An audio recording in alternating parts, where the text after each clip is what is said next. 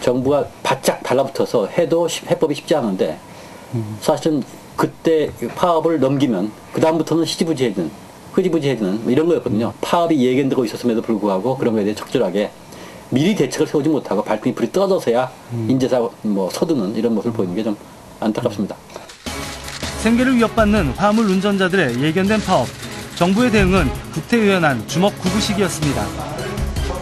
경찰력을 배치하여 운송 방해 등의 불법 행위는 사전에 차단하고 불법 행동은 법과 원칙에 따라서 강력히 대응하겠습니다. 현재로서는 일단 화물연대를 중심으로 이런 집단 운송 거부 행위가 이루어지기 때문에 저희들이 비화물연대 차량이 가담한다 하더라도 또 다른 여유분이 있습니다. 그래서 그런 여유분으로 어느 정도 그것이 충당될 수 있지 않느냐 그런 좀 생각을 하고 있습니다. 정부의 안일한 대처에 지금 대한민국의 물류는 손발이 묶여 있습니다. 더위에 민감한 농수산물 수입이 많은 평택항. 농수산물을 원자재로 쓰는 중소기업들은 궁여지책으로 소형 차량까지 동원 화물 운송에 나섰습니다. 대본 자체가 오래 놔두면 상해요. 그래서 그냥 급해가지고 지금 저희 공장차, 호사차를 2대하고 다른 화물차를 연계해가지고 와서 급하게 실어가는 중입니다. 수도권으로 나가는 농수산물을 임시 보관하는 창고도 가동을 멈췄습니다. 중소기업의 피해는 날로 커져가고 있습니다. 저희는 수출을 100% 수출을 해서 먹고 사는 회사인데 자동차 부품을 미국하고 유럽 쪽이에요. 공급선을 다 중국이나 하다못해 비싸더라도 일본에서 사가겠다 그런 얘기를 하죠. 왜냐면은 자동차 라인이 쓰면 안 되니까. 54개 수출업체에서 1,175만 달러의 운송 차질을 빚었다고 저희 쪽에 신고해 왔습니다. 저희 쪽에 신고해 온 업체들은 대부분 중소 영세 업체들입니다. 정말 어려운 업체들입니다. 유가가 인상된 것은 분명하니까 그 3자 간의 고통 분담을 어떻게 할 거냐 부분을 빨리 민간에서 자율적으로 해결하는 그 부분입니다. 화주 입장에서는 자기들의 직접적인 계약 당사자인 물류회사와의 대화를 원하지 화물연대와의 대화의 자리는 크게 원하지 않기 때문에 성사가 되기가 쉽지가 않습니다. 운송 거부 사태의 심각성을 먼저 깨달은 여당이 정부 부처에 우려를 전달합니다.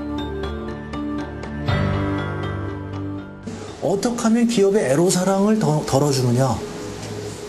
그러니까 모든 정부의 역량이 지금 거기에 다 집중되어 있는 거죠. 그러니까 이번에도 아마 화물연대가 딱 났으니까 기업의 애로가 무엇인가. 이 문제를 해결하는데 정부의 역량이 집중이 돼 있지. 이 화물연대 이 당사자들이 지금 얼마나 고통스럽기 때문에 이렇게 파업까지 하게 됐나. 사상 초유의 물류대란, 화물연대 파업 사태가 악화일로로 치닫자 뒤늦게 정부는 대기업 화주들의 적극적인 개입을 요청하고 있습니다. 하지만 아직도 거대 화주인 삼성, LG 같은 대기업들은 협상 테이블에 나서지 않고 있습니다. 적절하게 고통들을 분담하고 나름대로 타협하는 이런 지혜나 그런 메커니즘이 필요한데 아직까지는 그런 게 제대로 만들어지고 또 그거를 그런 식으로 이끌기 위한 정부의 내부적인 노력 이런 게 아직은 조금 부족했던 것 같습니다. 지난 16일 화물연대에 이어 건설기계노조도 파업에 돌입했습니다.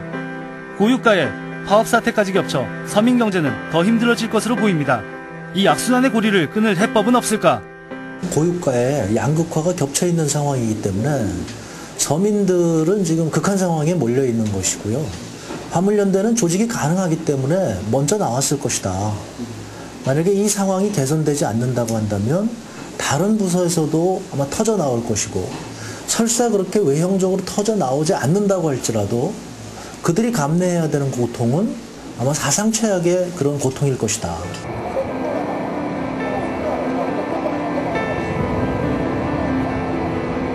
이제는 더 이상 물러설 자리도 없고 양보할 데도 없고 그래서 이래도 죽고 저래도 죽으니까 한번 해보자. 우리가 적은 아닙니다. 정부나 회사나 적은 아닙니다. 우리가 적군하고 총 들고 싸우는 건 아닌데 그런 심정이에요. 이 화물차 운전자들의 어려운 처지가 물류체계의 오랜 구조적 모순에서 비롯된 것이라면 그간 이를 해결하지 않고 방관해온 정부의 책임이 매우 크다고 하지 않을 수가 없습니다. 아무리 기업 프렌들리도 좋지만 기업도 그 활동을 떠받치고 있는 서민들의 생존이 보장돼야만 존립할 수 있는 거 아니겠습니까? 당장 화물차 운전자들의 고통을 덜어줄 방법을 마련해야겠습니다.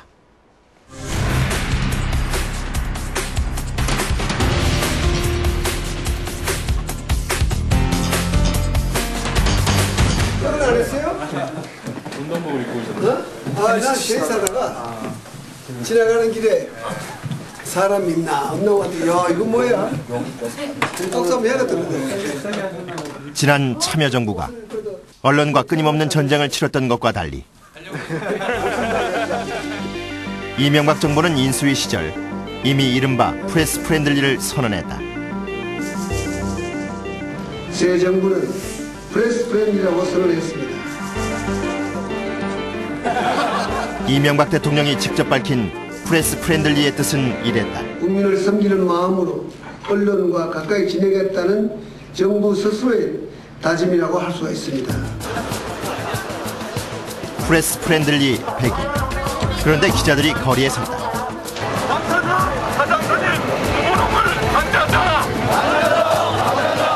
시민단체들도 나섰다.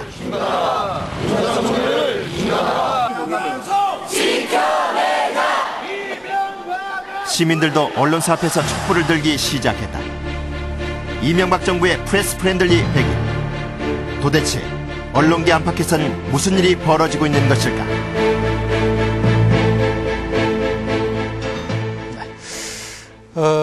우호적이라는 뜻의 프렌들리, 좋은 말이죠. 이명박 대통령이 직접 밝혔듯이 프레스 프렌들리는 국민을 섬기는 마음으로 언론과 친하게 지내겠다는 새 정부의 다짐이라고 했습니다. 그런데 김종호 PD, 요즘에 왜 이렇게 언론계가 시끄럽죠? 네, 이명박 정부의 언론관에 대해서 연일 의혹과 논란이 일고 있습니다. 네. 정부 출범을 전후로 해서 소문으로만 떠돌던 이야기들, 예를 들어서 대선 캠프에서 언론 특보로 일하던 모 씨가 어떤 언론사 사장으로 간다더라. 이런 식의 소문이 하나씩 현실화되면서 의혹이 더 깊어지고 있습니다. 네. 프레스 프렌들리를 선언한 이명박 정부의 100일 취재해보았습니다.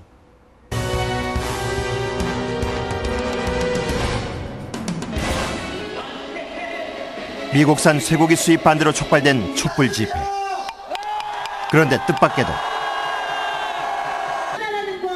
언론계 안팎에선 이명박 대통령의 최측근 인사가 촛불 집회의 최대 수혜자라는 얘기가 농담처럼 떠돌고 있다. 촛불이 살린 남자라는 소리까지 있다.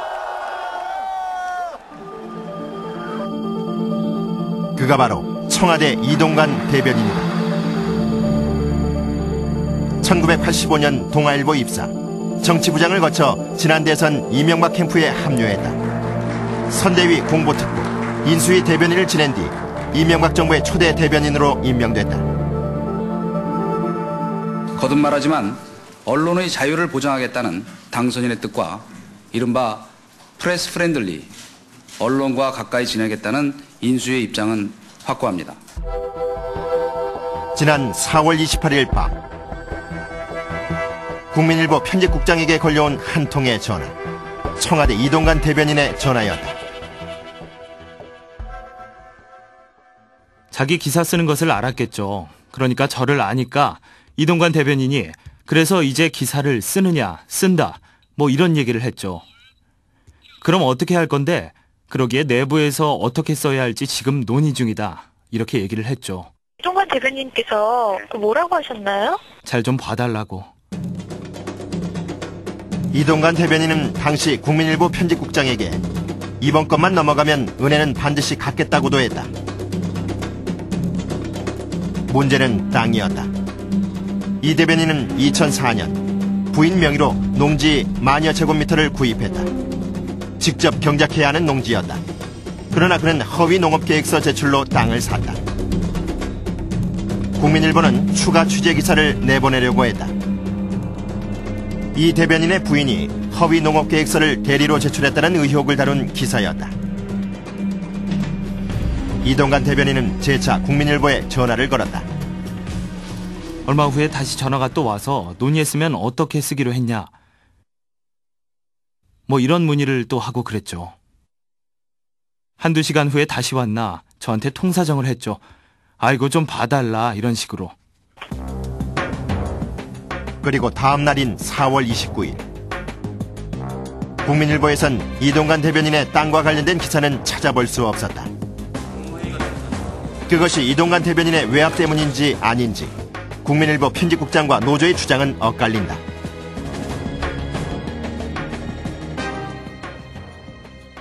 외압이라는 건 나보다 더 센 사람이 저한테 외압을 할 수 있잖아요.